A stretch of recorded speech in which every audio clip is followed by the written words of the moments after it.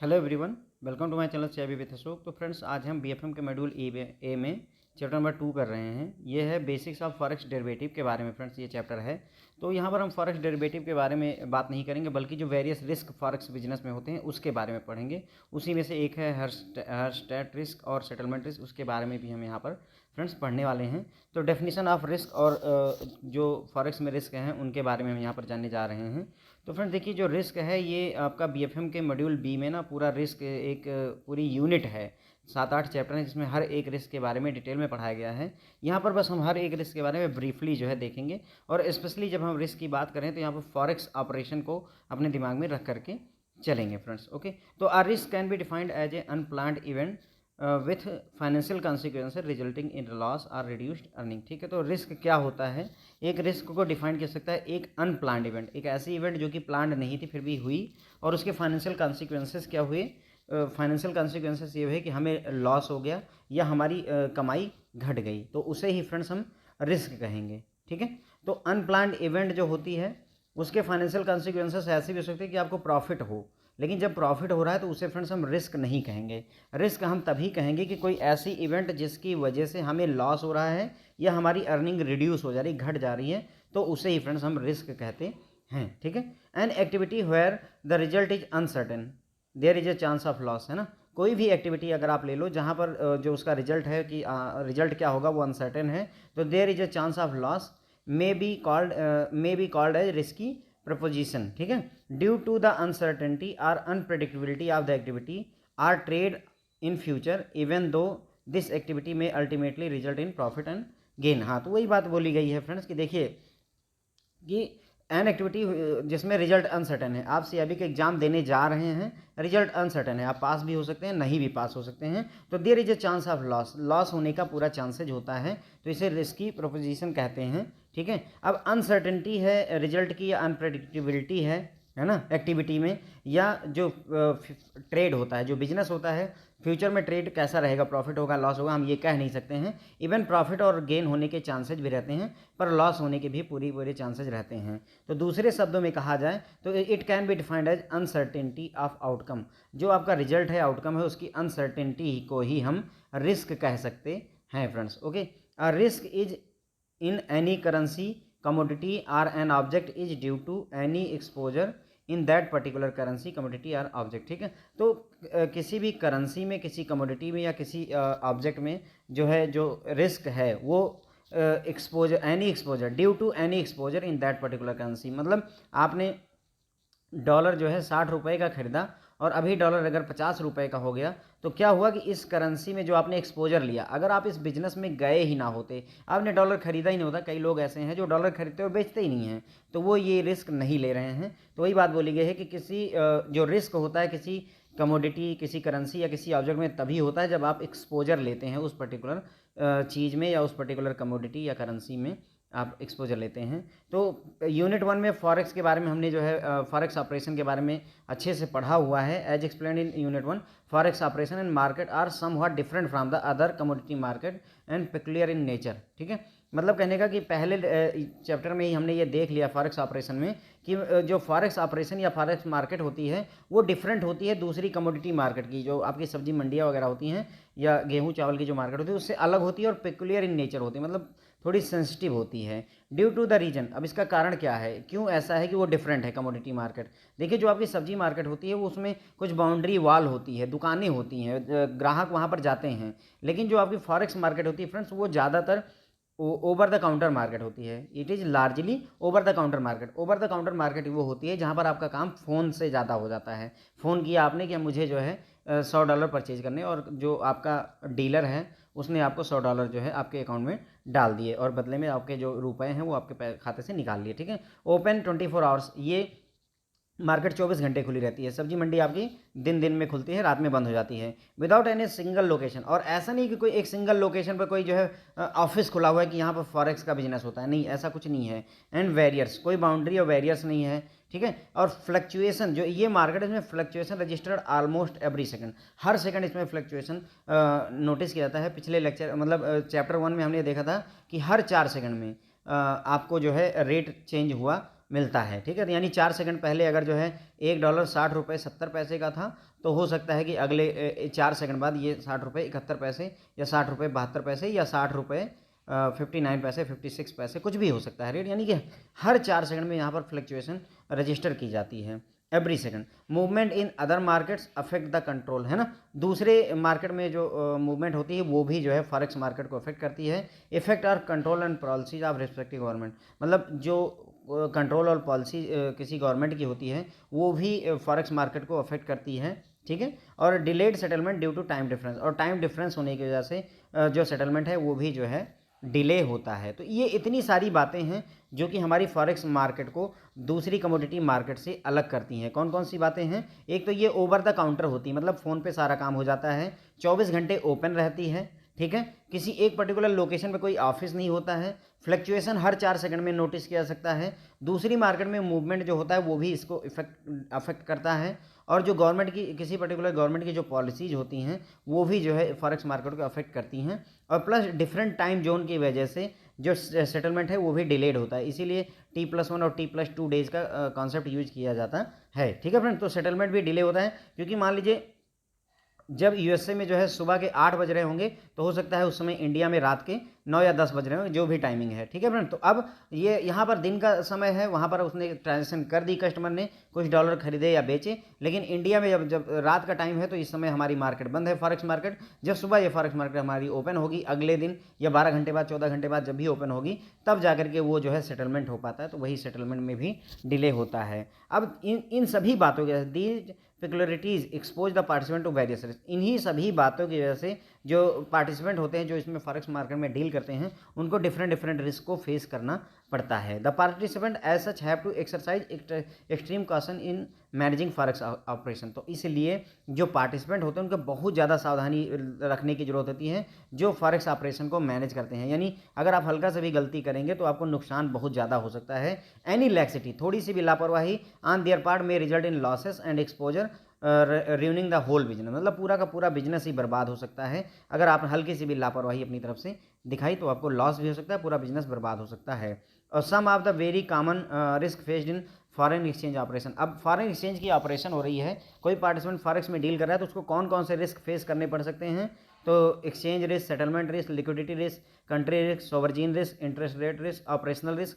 तो ये सारे रिस्क जो है उस पर्टिकुलर पर्सन को फेस करने पड़ सकते हैं। और इन्हीं सभी रिस्क जितने भी मैंने यहाँ पर नाम लिए हैं, इन सभी रिस्क के बारे में ही फ्रेंड्स हमें 1 बाय 1 पढ़ना है, ठीक है। तो आई होप कि अब आपको ये क्लियर हो गया होगा कि फॉरेक्स ऑपरेशन में रिस्क का क्या मतलब होता है। पहली बात, रिस्क क्या होती है? अनप्लान्ड इवेंट होती है जिसकी वजह से हमें लॉस हो जाता है या हमारी कमाई घट जाती है, जो हम अर्निंग कर रहे हैं वो हमारी घट जाती है, ठीक है। और कोई भी एक्टिविटी जिसमें रिजल्ट अनसर्टेन होता है वही रिस्क होता है ना, क्योंकि उसमें लॉस होने के चांसेज होते हैं, ठीक है। इवन दो ऐसा जरूरी नहीं कि हर बार लॉस ही हो, आपको प्रॉफिट और गेन भी हो सकता है, पर लॉस होने के चांसेस होते हैं, इसीलिए उसको हम रिस्क के नाम से बुलाते हैं। तो दूसरे शब्दों में अगर कहा जाए तो रिस्क क्या होता है? अनसर्टेनिटी ऑफ द आउटकम, क्या रिजल्ट होगा उसी की अनसर्टेनिटी को ही हम फ्रेंड्स जो है रिस्क कहते हैं, ठीक है। तो किसी भी करेंसी या कमोडिटी का मतलब होता है फ्रेंड्स आपका गेहूं, चावल, ये सारी चीज़ें कमोडिटी होती हैं, ठीक है। तो किसी करेंसी या कमोडिटी या किसी ऑब्जेक्ट में अगर आपको जो है रिस्क तभी मिलेगा जब आप उसमें एक्सपोजर लेते हैं, जब आप डॉलर खरीदेंगे बेचेंगे तभी आपको ये रिस्क वेयर करना पड़ेगा। अगर आप इस बिजनेस में इन्वॉल्व ही नहीं होंगे तो आपको कोई रिस्क नहीं लेना पड़ेगा, ठीक है। अब जो फॉरेक्स ऑपरेशन में लोग डील करते हैं उनको कई सारे रिस्क फेस करने पड़ते हैं। तो रिस्क क्यों फेस करने पड़ते हैं? क्योंकि ये दूसरी कमोडिटी मार्केट से अलग होती है थोड़ी सी। क्यों? क्योंकि ये जो है ओवर द काउंटर मार्केट होती है, मतलब फ़ोन पर सारा काम होता है, 24 घंटे खुली रहती है, ठीक है। और किसी सिंगल लोकेशन में इनका कोई ऑफिस नहीं होता है, फ्लक्चुएशन हर 4 सेकंड में नोटिस कर सकते हैं। दूसरी मार्केट में जो मूवमेंट होती है, इंटरेस्ट रेट में अप डाउन होता है, वो भी इसको अफेक्ट करता है, ठीक है। जो गवर्नमेंट के डिसीजन होते हैं वो भी इन्फ्लुएंस करते हैं रेट को, ठीक है। और डिफरेंट टाइम जोन में काम करने की वजह से जो सेटलमेंट होता है वो डिलेड होता है, ठीक है। तो ये सभी चीज़ों की वजह से जो पार्टिसिपेंट इसमें फॉरेक्स ऑपरेशन में डील करते हैं उनको वेरियस रिस्क फेस करना पड़ता है। यहाँ पर जो पार्टिसिपेंट है उनको एक्सट्रीम सावधानी बरतने की ज़रूरत होती है। फॉरेक्स ऑपरेशन में कोई भी लापरवाही जो है उनको नुकसान पहुँचा सकती है या पूरा का पूरा बिजनेस ही जो उनका बर्बाद हो सकता है। अब कुछ जो रिस्क फेस किए जाते हैं फॉरेक्स ऑपरेशन में वो इस प्रकार हैं आपके friends: exchange risk, settlement risk, liquidity risk, country risk, sovereign risk, interest rate risk, operational risk, इन सभी रिस्क के बारे में फ्रेंड्स, जैसे लिक्विडिटी रिस्क हो गया आपका, इंटरेस्ट रेट रिस्क हो गया, ऑपरेशनल रिस्क, इन सभी के बारे में आपको एक एक चैप्टर मिलेंगे मॉड्यूल बी में बीएफएम के, लेकिन यहाँ पर ब्रीफली जान लेना जरूरी है फ्रेंड्स। और ये लेक्चर थोड़ा लंबा भी होगा फ्रेंड्स, मैं पहले ही बता देता हूँ।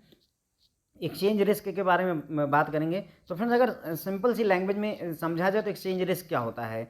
आपने $1 60 का खरीदा और अब अगर $1 आप बेचना चाह रहे हैं, ये 50 रुपये का हो गया, आपको नुकसान हो रहा है, यही एक्सचेंज रिस्क है। फॉरेन में आपने करेंसी एक्सचेंज की और उसमें जो रिस्क अराइज हुआ वही आपका फ्रेंड्स सिंपल लैंग्वेज में वही रिस्क है, ठीक है। तो movement in exchange rate can adversely affect the value of our foreign exchange holding, ठीक है। तो मतलब कहने का हमारी फॉरेन एक्सचेंज की जो होल्डिंग है उसको जो है एक्सचेंज रेट के मूवमेंट से एडवर्सली अफेक्ट हो सकता है। अगर मान लीजिए हमने $1 जो है 60 रुपये का खरीदा था और अभी $1 मान लीजिए एग्जांपल के लिए 20 रुपये का हो गया, तो अगर आपने 6 करोड़ रुपए इन्वेस्ट किया था, आपकी फॉरेन एक्सचेंज होल्डिंग 6 करोड़ की थी, तो अब सिर्फ 2 करोड़ रुपए की बची है। तो वही बात है कि मतलब इतना ज़्यादा इफेक्ट हो गया कि 6 करोड़ से 2 करोड़ पर आ गए। तो मूवमेंट जो है एक्सचेंज रेट के मूवमेंट मतलब अप डाउन होना है एक्सचेंज रेट, अभी $60 का है, फिर 70 का हो रहा है, फिर 30 का हो रहा है, फिर 65 का हो रहा है, ये जो मूवमेंट हो रही है वो एडवर्सली बहुत बुरी तरह से प्रभावित करती है फॉरेन एक्सचेंज की होल्डिंग को। That is receivables and payables, है ना। रिसीवेबल्स मतलब जो पैसा मिलना है और पेबल्स जो पैसा पे करना है, परचेज या सेल की गई है, if not covered eight appropriate time with due watch on the market move, ठीक है। तो हमें मार्केट मूव को अगर जो है मतलब इस पर नज़र रखेंगे और अप्रोप्रिएट टाइम पर हम इसको कवर करेंगे, मतलब इधर लॉस हो रहा है तो उधर प्रॉफिट के लिए आप तुरंत ही ऑप्शंस देख लीजिए, ठीक है। और ये कैसे करते हैं, normally the dealer is expected to cover the transaction immediately. जो डीलर होता है उससे ये एक्सपेक्ट किया जाता है कि वो जो है ट्रांजेक्शन को तुरंत जो है इमीडिएटली कवर करेगा bye entering into matching and opposite transaction. वो क्या करेगा, एक और ट्रांजेक्शन करेगा जो कि एकदम मैचिंग की होगी लेकिन अपोजिट ट्रांजेक्शन होगी। मतलब कहने का किसी ने $100 जो है खरीदे, $100 के बदले में मान लीजिए यूरो परचेज कर लिया, ठीक है। $100 के बदले में उसने यूरो परचेज किया, ठीक है। मान लेते हैं कि उसे जो है $100 के बदले में मान लीजिए 60 यूरो मिले हैं। अब उसको यहाँ पर अगर लॉस हो रहा है तो वो क्या करेगा, तुरंत ही जो है यहाँ पर डॉलर परचेज किया तो वो $100 बेचेगा या फिर 60 यूरो परचेज करेगा। मतलब यहाँ पर सेल कर रहा है, यहाँ परचेज कर रहा है, मतलब जस्ट अपोजिट जो है उसको काम करना पड़ेगा। तो normally dealer is expected to cover the transaction immediately by entering into matching, मतलब उसी अमाउंट का होना चाहिए लेकिन अपोजिट ट्रांजेक्शन में होना चाहिए, विदाउट लॉस, ठीक है, बिना लॉस के ऑफ द टाइम, बिना समय का नुकसान किए हुए, ठीक है। यानी कि इमीडिएटली इधर आपको लगा कि आपको लॉस होने वाला है कि तुरंत ही जो है आप एक दूसरी अपोजिट जो है ट्रांजेक्शन कर दीजिए। मतलब अगर $100 जो है आपने बेचा और उसके बदले में 60 जो है यूरो परचेज किए थे, ठीक है। अब क्या करिए कि 60 यूरो यहाँ पर परचेज किए, तो अब क्या करिए 60 यूरो जो है सेल करिए और बदले में जो है $100 परचेज कर लिए या जितने डॉलर मिल रहे हैं, जस्ट एग्जैक्टली अपोजिट काम करेंगे तो आपको प्रॉफिट हो जाए। मतलब आपका प्रॉफिट तो नहीं होगा लेकिन लॉस से आप बच जाएंगे in case this is not done. और अगर आप ऐसा नहीं करते हैं तो he is expected to exchange risk, तो उसे एक्सचेंज रिस्क होगा ही होगा। This is the most common and obvious risk foreign exchange dealing operation. तो अगर फॉरेन एक्सचेंज में डीलिंग कर रहे हैं तो सबसे कॉमन रिस्क जो होना है वो आपको एक्सचेंज रिस्क फेस करना ही पड़ेगा। इस रिस्क के बगैर आप फॉरेन एक्सचेंज में डील नहीं कर पाएंगे, मतलब ये ऑटोमेटिकली होना ही होना है। द मार्केट में move against him resulting in loss, है ना। मार्केट जो है अगेंस्ट में मूव कर सकती है, $60 का खरीदा था और अभी जो है 50 का हो गया अगेंस्ट, तो जिसके वजह से उसको लॉस हो सकता है। Thus the dealer has to immediately cover his position and keep constant watch on his position and market moves so as not to get affected by adverse movement, ठीक है। तो यहाँ पर अब देख रहे हैं सावधानी कितनी रखने की जरूरत है। तो dealer has to immediately cover his position, तुरंत ही अपनी पोजीशन को कवर करेगा। मतलब अगर जरूरत है तो डॉलर बेच दीजिए। अभी डॉलर आपने मान लीजिए 60 रुपये खरीदा है, आपको लगा 59 रुपये का हो रहा है और ये तुरंत ही 58 का हो, तो जल्दी से बेच दीजिए इससे पहले कि ये 52 वगैरह पर हो जाए। And constant watch on his position, अपनी पोजीशन को बराबर वॉच करता रहेगा, देखता रहेगा। मार्केट मूव पर भी नजर रखेगा कि मार्केट में डॉलर कैसे चल रहा है, ताकि वो जो है एडवर्स मूवमेंट से, यानी कि जो है जब डॉलर का दाम बहुत ज़्यादा गिरे तो उससे वो अफेक्ट ना हो friends. Okay, a position in a given currency arises when assets and outstanding, मतलब पोजीशन कैसे अराइज होती है किसी भी करेंसी में, व्हेन एसेट, जो एसेट है और आउटस्टैंडिंग कॉन्ट्रैक्ट टू परचेज, आपको परचेज करना है, उसके कॉन्ट्रैक्ट आउटस्टैंडिंग है, वो जब एक्सीड कर जाते हैं लाइबिलिटी से, यानी एसेट और जो आपको परचेजिंग करनी है वो एक्सीड कर जा रहा है किससे, लाइबिलिटी से और जो आपको सेल करना है करेंसी को, ठीक है। तो अगर एसेट और प्लस परचेजिंग जो है एक्सीड कर जाए लाइबिलिटी और जो है सेलिंग से, सेलिंग जो करेंसी सेल करनी है, तो एक पोजीशन क्रिएट हो जाती है, ठीक है फ्रेंड्स। इन फार्मर केस, पहले केस में मतलब जब आपका जो है एसेट और आउटस्टैंडिंग परचेज जो है एक्सीड कर रहा है, तो बैंक हैव लॉन्ग पोजीशन। मतलब लॉन्ग पोजीशन कब कहेंगे, जब आपने बाई किया हुआ है, ठीक है फ्रेंड्स, जब आपने ज़्यादा खरीद लिया है। ओवरबॉट पोजीशन कहिए या लॉन्ग पोजीशन कहिए, ये क्वेश्चन बन सकता है फ्रेंड्स यहाँ पर कि ओवरबॉट पोजीशन क्या होती है। तो जब बैंक ने डॉलर बाई ज़्यादा कर लिए हैं और सेल कम किए हुए हैं, खरीदा ज़्यादा है बेचा कम है, यानी ओवरबॉट पोजीशन को ही लॉन्ग पोजीशन कहते हैं, ठीक है। अब इसमें लॉस कब होगा, इसमें लॉस तब होगा, रिस्क तब होगा, लॉस तब होगा जब करेंसी डेप्रिसिएट करती है। अब मान लीजिए आप बैंक ने $100 खरीदे हुए हैं 60 रुपये के हिसाब से, ठीक है। अब करेंसी डेप्रिसिएट कर गई, 50 रुपये का डॉलर हो गया, आपने $1 60 रुपये खरीदा था, अब $1 50 रुपये का हो गया।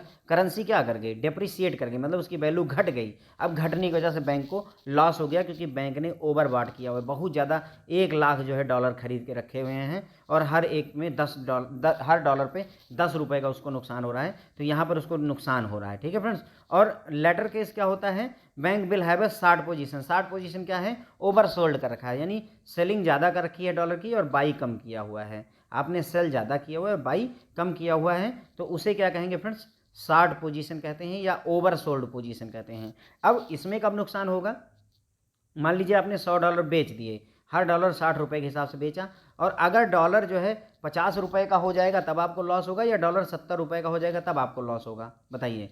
आपने $100 60 में बेच दिए और 2 मिनट बाद या 1 सेकंड बाद 10 सेकंड बाद आपको पता चला डॉलर अब 70 रुपये का है, यानी अगर 10 सेकंड रुक गए होते तो 10 रुपये एक्स्ट्रा कमा लेते हर डॉलर पे। तो जब इसमें करेंसी अप्रिसिएट करती है तब हमको नुकसान होता है, किसमें, शॉर्ट पोजीशन में या ओवर सोल्ड पोजीशन में, ठीक है। तो would stand to loss if currency appreciate in value, ठीक है। तो अगर जो है मतलब हमने क्लियर कर लीजिए, ओवरबॉट पोजीशन है, यानी आपने ज़्यादा खरीदा हुआ है, यानी $1 जो है 60 रुपये का खरीदा था, ठीक है, ज़्यादा खरीद रखा है और वैल्यू इसकी $1 जो है अब 50 रुपये का हो गया, तो अब जो है आपको लॉस हो जाएगा। क्यों, क्योंकि खरीद के रखे में बेचना पड़ेगा, अब 50 रुपये में बेचना पड़ेगा, तो हर डॉलर पीछे 10 रुपये का लॉस होगा, ठीक है। तो ओवरबॉट पोजीशन या लॉन्ग पोजीशन में ये है स्थिति, यानी करेंसी डेप्रिसिएट होगी तब लॉस होगा, करेंसी की वैल्यू घटेगी तब उसका लॉस होगा।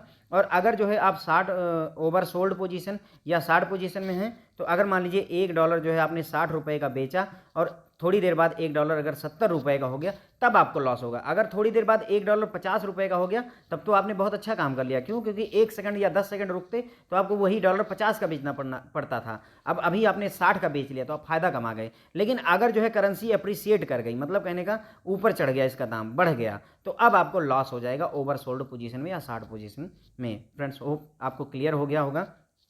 अब रिजर्व बैंक ऑफ इंडिया ने हर एक बैंक को ये अथराइज कर रखा है कि उनका बोर्ड ऑफ डायरेक्टर्स ये डिसाइड कर लें कि कितनी लिमिट जो है फॉरेक्स ऑपरेशन की होनी चाहिए। अब डिपेंडिंग अपॉन रिक्वायरमेंट, बैंक जो है according to merchant turnover requirement, merchant का टर्नओवर कितना है, उसकी ट्रेडिंग स्किल कैसी है, वॉल्यूम कितना है, इन सब के आधार पर वो जो है फिक्स करता है various limit of forex dealing operation, ठीक है। तो फॉरेक्स डीलिंग ऑपरेशन कैसे डिसाइड होती है friends, reserve bank of India ने बैंक के बोर्ड ऑफ डायरेक्टर्स को ऑथराइज कर रखा है और बैंक डिपेंडिंग अपॉन मर्चेंट की रिक्वायरमेंट के हिसाब से वेरियस लिमिट को सेट करता है, ठीक है फ्रेंड्स। अब basically foreign exchange exposure can be classified into 3 types. अब जो फॉरेन एक्सचेंज में आप एक्सपोजर जब लेते हैं तो वो 3 टाइप के एक्सपोजर हो सकते हैं, मतलब 3 तरीके के एक्सपोजर में आपको रिस्क अराइज हो सकता है, ठीक है फ्रेंड। तो ये भी आपको मैंने समझा दिया है, क्लियर हो गया होगा। एक्सचेंज रिस्क क्या होता है फ्रेंड, जब जो है मूवमेंट, एक्सचेंज रेट के मूवमेंट जब एडवर्सली होता है, मतलब कि जो है डॉलर अभी 60 का था और कल को 50 का होता है, 30 का होता है, या 10 सेकंड बाद 30 का होता है, तो यही जो रिस्क है फ्रेंड्स,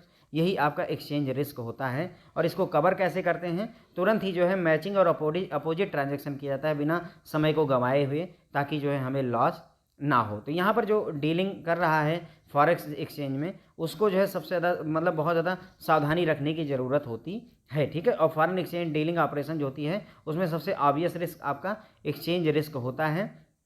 इसमें जो पर्सन डील कर रहा है उसे कांस्टेंट वॉच रखनी अपनी पोजीशन पर, मार्केट मूव पर, ताकि जो है अगर कोई एडवर्स जो है इफेक्ट आए तो उससे वो इम्पैक्ट ना हो, ठीक है फ्रेंड्स। उसके बाद में फिर हमने ओवरबॉट पोजीशन या लॉन्ग पोजीशन के बारे में और शार्ट पोजीशन या ओवरसोल्ड पोजीशन के बारे में भी जाना, और ये भी जाना कि किस केस में एप्रिसिएशन में कब लॉस होगा और डेप्रिसिएशन में कब लॉस होगा। ये क्वेश्चन पूछा जा सकता है फ्रेंड्स, क्लियर रखिएगा अपने आप को। फिर हमने ये देखा कि रिजर्व बैंक ऑफ इंडिया ने हर बैंक के बोर्ड ऑफ डायरेक्टर्स को अथराइज कर रखा है कि कितना एक्सपोजर लेना है वो आप डिसाइड करिए, ठीक है फ्रेंड्स। उसके बाद हमने देखा कि बैंक जो है अपने मर्चेंट की रिक्वायरमेंट के हिसाब से वेरियस लिमिट को फिक्स करता है फ्रेंड्स। ओके, बाद में फिर हम आगे देख रहे हैं फ्रेंड्स कि फॉरेन एक्सचेंज एक्सपोजर 3 तरीके के हो सकते हैं। एक तो ट्रांजैक्शन एक्सपोजर होता है, जब आप ट्रांजैक्शन करते हैं तो जो आपने एक्सपोजर लिया वही ट्रांजैक्शन एक्सपोजर हो गया friends. Okay, arising due to normal business operation, है ना।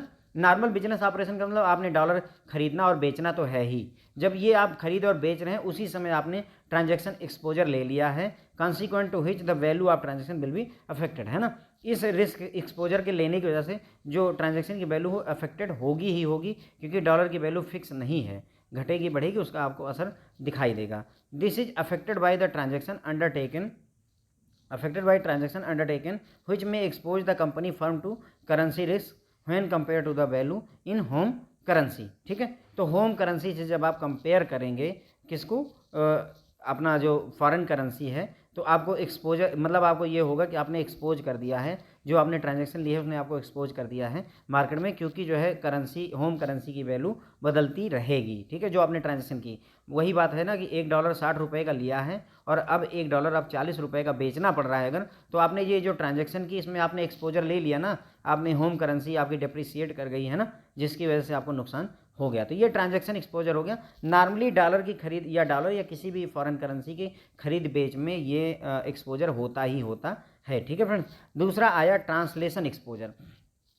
ट्रांसलेशन का मतलब हुआ एक करेंसी को दूसरे करेंसी में ट्रांसलेट करना, बदलना। डॉलर को जब आप रुपए में कन्वर्ट कर रहे हैं, बदल रहे हैं, तो वही आपका ट्रांसलेशन हो गया। इसमें जो एक्सपोजर अराइज हुआ वो ट्रांसलेशन एक्सपोजर हो गया, ठीक है। This arises when firm have to revalue their asset and liability or receivables and payable in home currency at the end of each accounting period. तो हर एक अकाउंटिंग पीरियड के बाद में क्या होता है, हर एक फर्म को अपने एसेट और लायबिलिटी या जो पैसे रिसीवेबल हैं या जो पेबल हैं वो होम करेंसी में उन्हें रीवैल्यू करना पड़ता है। यानी जैसे मान लीजिए किसी एक जो है आपने कोई सामान बेचा है और $5000 मिलने हैं, ठीक है। अब जब आपने बेचा तो हो सकता है डॉलर 60 रुपये का रहा हो, तो $5000 के 60 रुपये के हिसाब से मिलने थे। लेकिन जब अकाउंटिंग पीरियड कंप्लीट हुआ आपने इसको रीवैल्यू किया, क्योंकि ये $5000 मान लीजिए आपको 1 साल तक नहीं मिले, 1 साल बाद उसने फिर $5000 ही आपको दिए, उस कस्टमर ने $5000 दे दिए, क्योंकि 1 साल बाद मिलना है आपको कॉन्ट्रैक्ट के हिसाब से मान लीजिए। लेकिन अब जो है जो आपका डॉलर है वो 50 रुपये का हो गया, तो अब देखिए आपने 60 रुपये के हिसाब से सोचा हुआ था उस समय, लेकिन 50 रुपये के हिसाब से आपको पैसे मिल पा रहे हैं, क्योंकि आपने इसको होम करेंसी में कन्वर्ट किया। ध्यान दीजिए, अगर इसको $5000 ही बना रहने दें तो ये तब भी $5000 था, अब भी $5000 है, लेकिन जब आप इसको ट्रांसलेट कर रहे हैं होम करेंसी में तब आपको लॉस हो रहा है फ्रेंड्स। तो वही हो गया आपका ट्रांसलेशन एक्सपोजर, ठीक है। उसके बाद में operating or economic exposure, operating या इकोनॉमिक एक्सपोजर। तो फ्रेंड्स ये एक्सपोजर होता है, इसमें फॉरेन एक्सचेंज की वजह से नहीं होता है, नॉट डायरेक्टली ड्यू टू, है ना। This affect bottom line of the firm, किसी भी कंपनी की बॉटम लाइन को अफेक्ट करता है, not directly due to foreign exchange exposure of the firm, किसी फर्म के फॉरेन एक्सचेंज एक्सपोजर की वजह से ये नहीं होता है, बल्कि एक्सटर्नल फैक्टर इसको अफेक्ट करते हैं। जैसे एक्सटर्नल फैक्टर जो कि इन मार्केट एंड इकोनॉमी, जैसे चेंज इन कंपटीशन चेंज हो गया, इंपोर्ट ड्यूटी जो है इंक्रीज मतलब रिडक्शन इन इंपोर्ट ड्यूटी घट गई है, increase competition from imported goods मतलब कंपटीशन बढ़ गया जो आप गुड्स इंपोर्ट कर रहे हैं, reduction in price by other country exporters, किसी दूसरी कंट्री के एक्सपोर्टर ने प्राइस को घटा दिया है। तो ये सारी चीज़ें जो अफेक्ट करती हैं यही आपका इकोनॉमिक या ऑपरेटिंग एक्सपोजर होता है, ठीक है फ्रेंड्स। ये आपको क्लियर हो गया होगा। Increase in import duty by other country, trade tariff वगैरह, तो इंक्रीज इन इंपोर्ट ड्यूटी को बढ़ा दिया है, यानी किसी दूसरी कंट्री ने इंपोर्ट ट्रैफिक को बढ़ा दिया है, इंपोर्ट ड्यूटी को, अब आपको ज़्यादा पैसा पे करना पड़ेगा, ठीक है। उसके बाद में रिडक्शन इन इंपोर्ट ड्यूटी, जो हम ये इंपोर्ट कर रहे हैं किसी सामान को उसमें रिडक्शन हो गया, इंपोर्टेड गुड्स में कंपटीशन बढ़ गया है, प्राइस घटा दिया दूसरी कंट्री ने, तो ये सभी चीज़ें जो है ये इकोनॉमिक एक्सपोजर की तरफ ले जाती हैं। एक एग्जांपल यहाँ पर देख लीजिए, एचएमटी की जो घड़ियाँ थी having very good domestic demand, उनकी डिमांड इंडिया में बहुत ज़्यादा थी लोग घरेलू स्तर पर 1970 से 1980 के बीच में, लेकिन वो अपना बिजनेस से आउट हो गए because of import of cheap technology in the form of quartz watches.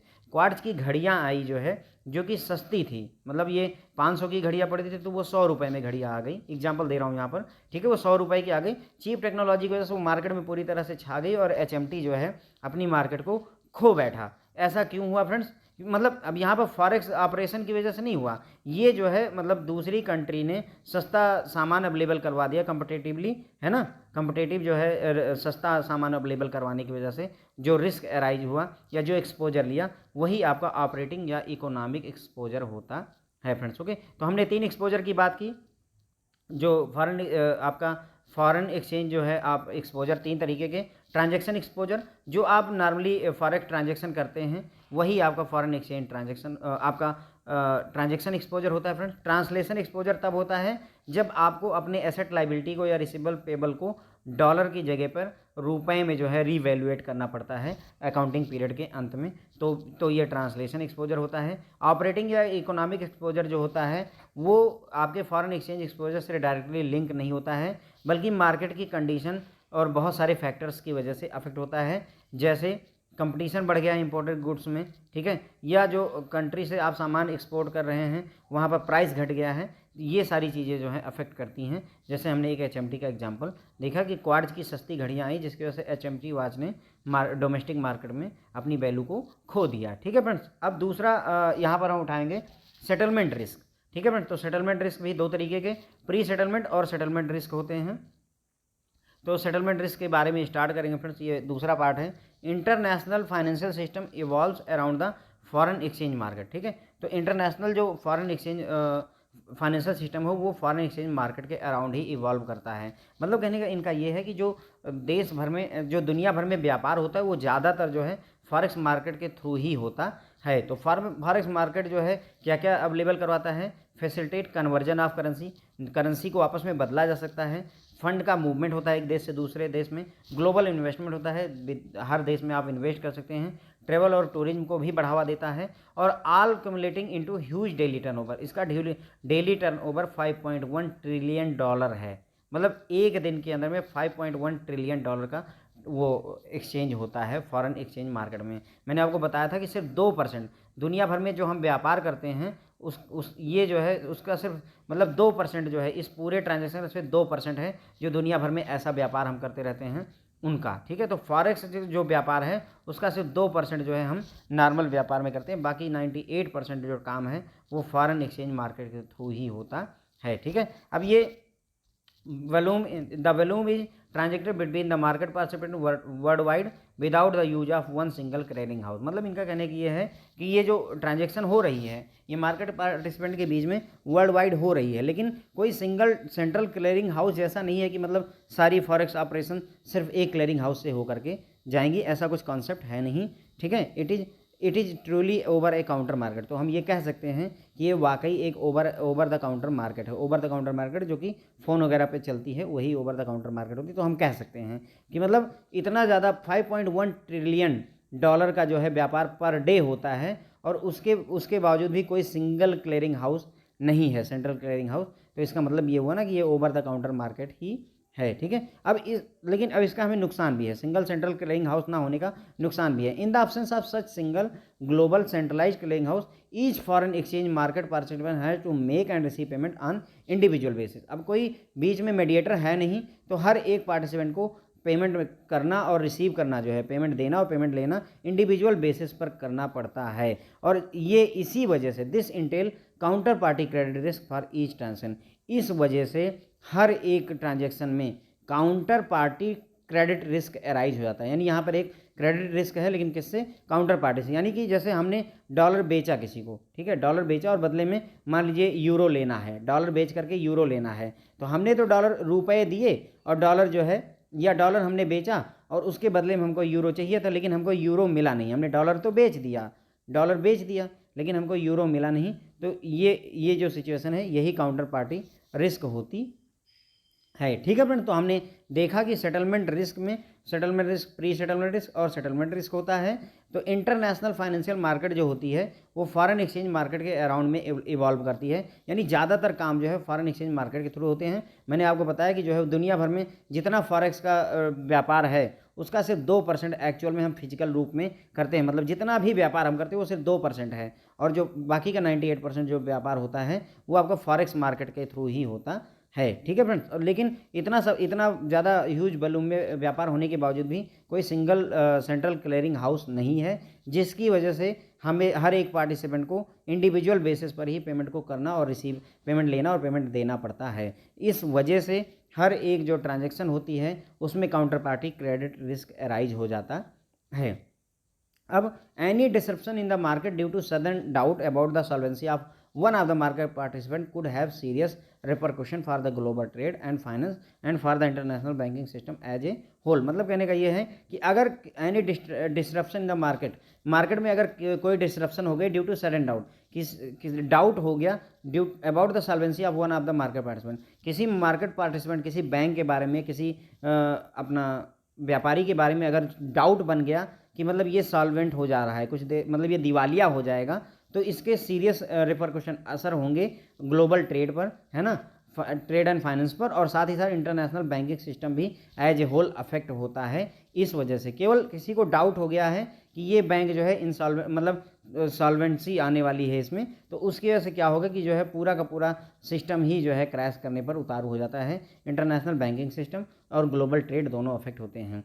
10 credit risk, इस तरीके से credit risk in foreign exchange operation is risk of failure of counter party. तो अगर हम यहाँ पर कहें कि क्रेडिट रिस्क क्या है फॉरेन एक्सचेंज मार्केट ऑपरेशन में, नॉर्मली हम क्रेडिट रिस्क किसे कहते हैं फ्रेंड्स, जब कोई मतलब हमने किसी को लोन दिया और वो पैसे ना लौटा पाए उसे क्रेडिट रिस्क कहते हैं। लेकिन अगर फॉरेन एक्सचेंज ऑपरेशन में क्रेडिट रिस्क की बात करें तो risk of failure of counter party जो है वो पैसा नहीं पे कर पा रही है, इसी रिस्क को क्रेडिट रिस्क कहते हैं, चाहे वो काउंटर पार्टी बैंक हो या कस्टमर हो। ठीक है, to meet its obligation at the maturity of contract which could result in a need of resultant open position to be covered at ongoing rate। ठीक है, तो क्रेडिट रिस्क क्या होता है फॉरेन एक्सचेंज ऑपरेशन में कि risk of failure of counter party आपके पैसे ना चुका पाए, यही आपका क्रेडिट रिस्क हो सकता है। This could happen prior to the settlement by one of the parties or subsequent to the execution by one party but before execution by another party. ठीक है, तो मतलब कहने का कि अब ये जो है जो ये रिस्क आपका रिस्क हुआ काउंटर पार्टी रिस्क, ये कब हो सकता है, prior to the settlement by one party. ठीक है, यानी दो पार्टियां हैं, पार्टी 1 और पार्टी 2। पहली पार्टी ही जो है सेटलमेंट ना करे तभी ये रिस्क अराइज हो सकता है, या पहली पार्टी ने जो है सेटलमेंट कर दिया है, पहली पार्टी ने सब्सिक्वेंटली एग्जीक्यूट कर दिया है वन पार्टी, लेकिन जो है दूसरी पार्टी ने अभी सेटलमेंट किया नहीं है, तब भी ये risk counter party risk arise हो सकता है। ये अगर आपको समझ नहीं आएगा तो अभी एक एग्जांपल देख लेंगे फ्रेंड्स, तो आपको क्लियर हो जाएगा। द रिस्क इज दस classified into pre settlement risk and settlement risk. ठीक है, तो मतलब सेटलमेंट होने से पहले जो रिस्क आ जाए वो प्री सेटलमेंट रिस्क हो गया, और जब सेटलमेंट होना है यानी कि पैसा जा चुका है लेकिन अभी सेटलमेंट नहीं हुआ तो सेटलमेंट रिस्क आता है। आइए अब देखते हैं कि प्री सेटलमेंट रिस्क क्या होता है। तो pre settlement risk is the risk of failure of counter party. Pre settlement risk वो रिस्क होता है जिसमें failure of counter party fail कर जाती है बैंकरप्सी की वजह से, closure or any other reason, मतलब कंपनी बंद हो गई, कंपनी दिवालिया हो गई, है ना, इसकी वजह से जो रिस्क अराइज होता है उसे ही हम क्या कहते हैं फ्रेंड, प्री सेटलमेंट रिस्क कहते हैं। Before the maturity of contract की मेच्योरिटी के पहले ही अगर जो है मतलब मान लीजिए 30 तारीख को कॉन्ट्रैक्ट था कि आपको मैं $100 दूंगा और बदले में आप मुझे जो इतने रुपए दोगे, लेकिन मेच्योरिटी ऑफ कॉन्ट्रैक्ट जैसे 30 तारीख से पहले ही कंपनी दिवालिया हो गई, कंपनी बंद हो गई, या किसी और कारण से ये कॉन्ट्रैक्ट अगर फेल हो गया तो वही फ्रेंड्स आपका प्री सेटलमेंट रिस्क होता है। Thereby compelling the bank to cover the contract at ongoing market rate from the other counter party. लेकिन बैंक को अपना पैसा कवर करना है, तो एक पार्टी ये हो गई, दूसरी पार्टी ये हो गई, तो बैंक क्या करेगा, अगर ये पार्टी फेल हो जाती है तो दूसरे पार्टी से वो पैसा कवर कर लेगा। ठीक है, thereby compelling the bank to cover the contract by ongoing market rate. अब क्या होगा कि ऑन गोइंग मार्केट रेट पर ही करना पड़ेगा। हो सकता है कि पहले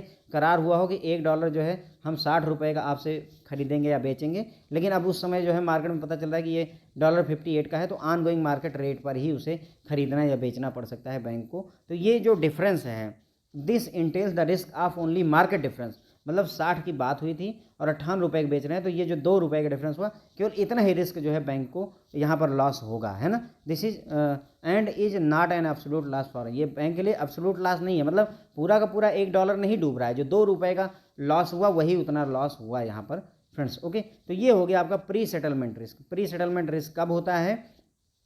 कॉन्ट्रैक्ट की मेच्योरिटी डेट से पहले ही जो है जो पार्टी है वो जो है अपना मतलब दिवालिया हो गई या उसकी कंपनी बंद हो गई, जिसकी वजह से बैंक ने क्या किया, दूसरी काउंटर पार्टी से market rate, ongoing market rate पर ही जो है पैसे कवर कर लिए, तो वो प्री सेटलमेंट रिस्क हो गया फ्रेंड्स। ओके, अब सेटलमेंट रिस्क क्या होता है? सेटलमेंट रिस्क तब होता है मतलब एक काउंटर पार्टी ने पैसे पे कर दिए हैं लेकिन सेटलमेंट नहीं हो पा रहा है क्योंकि डिफरेंट टाइम जोन में काम कर रहे हैं, अमेरिका में दिन है, इंडिया में रात है, ये प्रॉब्लम क्रिएट हो रही है, तो जो रिस्क अराइज होता है फ्रेंड्स वो आपका सेटलमेंट रिस्क होता है। Settlement risk is the risk of failure of the counter party during the course of settlement due to the time zone difference between the two countries to be exchange. ठीक है, तो settlement risk जो होता है friends is the risk of failure of counter party during the course of settlement due to the time zone differences between two currencies to be exchange. ठीक है, तो अब हम समझ गए हैं ये बात कि दो करेंसी जिनको हमें एक्सचेंज करना है उनके टाइम जोन में डिफरेंस की वजह से जब सेटलमेंट नहीं हो पाता है ना, settlement risk of failure of counter party during, है ना, तो काउंटर पार्टी पेमेंट नहीं कर पा रही क्योंकि डिफरेंट टाइम जोन में हम काम कर रहे हैं, एक करेंसी दूसरे टाइम जोन में है, दूसरी करेंसी दूसरे टाइम जोन में है, तो जो रिस्क अराइज होता है फ्रेंड्स वही सेटलमेंट रिस्क कहलाता है। That is where the bank in earlier time zone, मतलब यहाँ पर बैंक क्या है, अर्लियर टाइम जोन से जापान ऑस्ट्रेलिया, जापान और ऑस्ट्रेलिया में perform its part of contract by delivering the currency to be delivered. Bank ने क्या किया, वो करेंसी डिलीवर कर दी जो कि डिलीवर करनी थी बाई इट बट। ठीक है, तो जापान और ऑस्ट्रेलिया में जो बैंक हैं वो एक टाइम जोन में काम कर रहे हैं और उन्होंने क्या किया, जो करेंसी डिलीवर करनी थी उसे डिलीवर कर दिया, उठा करके कस्टमर को दे दिया। ठीक है, but the counter party another time zone से German fail to delivering the currency to be delivered by them. ठीक है, तो यहाँ पर मान लीजिए जो है कस्टमर रुपए लेकर गया और डॉलर परचेज किया, रुपए के बदले में उसने डॉलर खरीदा, तो बैंक ने डॉलर बेच दिया और इस डॉलर के बदले में यहाँ से उसको यूरो मिलने थे और इस यूरो के लिए उसने जापानीज येन मान लीजिए पेमेंट करनी थी। तो हुआ क्या कि ये बैंक ने जो है डॉलर के बदले में रुपए या रुपए के बदले में डॉलर तो दे दिए, लेकिन अब जो इसको काउंटर पार्टी से एन के बदले में यूरो मिलना था, फिर जिस यूरो से डॉलर में जाना था, ये वाली पार्टी अपना काम नहीं कर पाई, जिसकी वजह से ये इसने तो पेमेंट कर दी कस्टमर को, लेकिन ये जो पेमेंट जिससे मिलनी थी उससे पेमेंट नहीं आई, तो यही जो रिस्क अराइज हो रहा है फ्रेंड्स वही सेटलमेंट रिस्क हो रहा है। ठीक है, जब such an event means complete risk and loss for bank which is in earlier time zone, और इस केस में जो पहले टाइम जोन में है उसको पूरी तरह से लॉस होगा, क्योंकि अगर जो डॉलर बेच रहा था वो वहाँ क्या हो रहा था कि 60 रुपये का डॉलर था, 58 रुपये का उसने दूसरी काउंटर पार्टी से कवर कर लिए थे, लेकिन यहाँ क्या हो रहा है कि जो डॉलर आपने कस्टमर को तो पेमेंट कर दी है, अब इधर डॉलर की जो कीमत वो इस पार्टी से आनी थी वो आ ही नहीं रही, तो पूरा का पूरा लॉस आपको हो जाएगा। In other words at its core the settlement of a foreign exchange trade require the payment of one currency and the receipt of another. ठीक है, तो मतलब अगर हम सही कोर में बात करें, इसकी मेन तौर पे बात करें, तो settlement of a foreign currency exchange trade, foreign currency का जो सेटलमेंट होता है उसमें पेमेंट ऑफ वन करेंसी की रिक्वायरमेंट होती है और रिसिप्ट ऑफ अनदर करेंसी, एक करेंसी की पेमेंट करनी होती है और बदले में दूसरी करेंसी रिसीव करनी होती है। और इसमें in the options of a settlement arrangement, मतलब सेटलमेंट का अरेंजमेंट होता ही नहीं क्योंकि कोई सेंट्रलाइज सिस्टम है नहीं, settlement arrangement that ensure that the final transfer of one currency will occur if and only a final transfer of another currency also occur, मतलब कोई ऐसा सेंट्रल सेटलमेंट अरेंजमेंट है नहीं जिसमें वो ये इंश्योर करे कि final transfer of one currency, एक करेंसी का final transfer if and only तभी होगा जब फाइनल ट्रांसफर अनदर करेंसी का भी हो जाए। Only party of foreign exchange transaction could pay out the currency it sold but not receive the currency it bought. ठीक है, तो इसमें क्या हो रहा है कि उसने जो है पेमेंट तो कर दी है, जो करेंसी बेची उसकी पेमेंट कर दी है, लेकिन जो उसने करेंसी खरीदी है उसकी पेमेंट उसे रिसीव नहीं हुई है, तो ये जो अरेंजमेंट हुआ यही आपका सेटलमेंट रिस्क कहलाता है। This principal risk in settlement of foreign exchange transaction is variously called foreign exchange settlement risk or temporal risk. ठीक है, इसी रिस्क को, ये जो हमने यहाँ पर ये रिस्क देखा है फ्रेंड्स आपका सेटलमेंट रिस्क, इसे और नाम से फॉरेन एक्सचेंज सेटलमेंट रिस्क या टेम्पोरल रिस्क भी कहते हैं, या हर्सेट रिस्क के नाम से भी जाना जाता है। और ये इसे हर्स्टेट रिस्क क्यों कहते हैं? क्योंकि 1974 में जर्मनी का एक बैंक था, बैंकस हर्स्टेट, जो कि फेल हो गया था 1974 में। क्यों? क्योंकि टाइमली सेटलमेंट नहीं हो पाई थी। टाइमली जो फॉरेक्स ऑपरेशन थी, एक करेंसी जो है जो उसने बेची उसकी पेमेंट तो कस्टमर को कर दी, लेकिन जिससे पैसे मिलने थे या जिससे दूसरी करेंसी मिलनी थी वो मिली नहीं टाइमली, जिसकी वजह से ये बैंक जो है पूरी तरह से दिवालिया हो गया था। तो यही है आपका जो है settlement risk. This can happen because bank operates in different time zone. और ये ऐसा क्यों हुआ? क्योंकि बैंक डिफरेंट टाइम जोन में ऑपरेट करते हैं। अब सवाल ये है कि इसको अवॉइड कैसे करें। तो settlement risk could be avoided if only settlement system, मतलब कहने का एक सेंट्रलाइज सेटलमेंट सिस्टम होना चाहिए, operating on single time basis and also on real time gross settlement basis are put in place. मतलब कहने का वही है कि एक सेंट्रलाइज सिस्टम ले आया जाए और RTGS वाला कॉन्सेप्ट लेकर आया जाए कि रियल टाइम पर ही जो है सेटलमेंट होगा, विद इन 2 आवर सेटलमेंट हो जाना है। ठीक है, उसके बाद में दिस वुड आल्सो भी eliminate the time zone problem and also would पे ओनली इफ़ बेसिस। मतलब कहने का कि हमें टाइम जोन प्रॉब्लम को भी एलिमिनेट करना होगा, और पे तभी करेंगे इफ़ रिसीव्ड बेसिस, अगर पैसा मिला है तभी हम पेमेंट करेंगे। The time zone difference could be eliminated, मतलब टाइम जोन डिफरेंस को भी एलिमिनेट किया जा सकता है अगर हम ट्रांजेक्शन केवल GMT पर ही करें। मतलब जितनी देर तक GMT चलता है उतनी देर तक ही ट्रांजेक्शन करें, यानी 24 आवर्स के लिए अपनी मार्केट को ना चलाएं फ्रेंड्स। ओके, तो इसमें और भी टॉपिक है फ्रेंड्स, लेकिन लेक्चर बड़ा हो रहा है तो इसको मैं यहीं पर ही ड्रॉप कर दूंगा। ठीक है फ्रेंड्स, एक बार सेटलमेंट रिस्क जो है कुछ ज़्यादा ही बड़ा हो गया है, एक बार फिर से ज़रा सरसरी तौर पर देख लीजिए। सेटलमेंट रिस्क को अगर अब हम समझना चाहें तो ये है कि एक पार्टी ने दूसरी पार्टी को पैसे भेजे, ठीक है, लेकिन डिफरेंट, इसका टाइम जोन अलग है, इसका टाइम जोन अलग है, जिसकी वजह से इसके बाद में पैसे फाइनली पहुँचे नहीं। ठीक है, तो इसने तो पेमेंट कर दी लेकिन इसको पेमेंट जो है रिसीव नहीं हुई, तो ये जो आपका सेटलमेंट नहीं हो पाया, इसी को ही सेटलमेंट रिस्क कहते हैं। प्री सेटलमेंट रिस्क तब होगा, प्री सेटलमेंट रिस्क कब होगा फ्रेंड? जब आपका कॉन्ट्रैक्ट जिस डेट को था उसके पहले ही जो पार्टी है वो जो है अपना मतलब बैंकरप्ट हो जाए या क्लोज हो जाए या किसी वजह से प्रॉब्लम में आ जाए, कॉन्ट्रैक्ट के पहले ही जो है परेशानी में आ गई, यानी सेटलमेंट होने की बात ही नहीं हुई, पहले ही जो है कॉन्ट्रैक्ट हुआ केवल और पार्टी फेल कर गई, काउंटर पार्टी फेल कर गई, तो उसे फ्रेंड्स हम प्री सेटलमेंट रिस्क कहते हैं। ठीक है friends, thank you so much friends.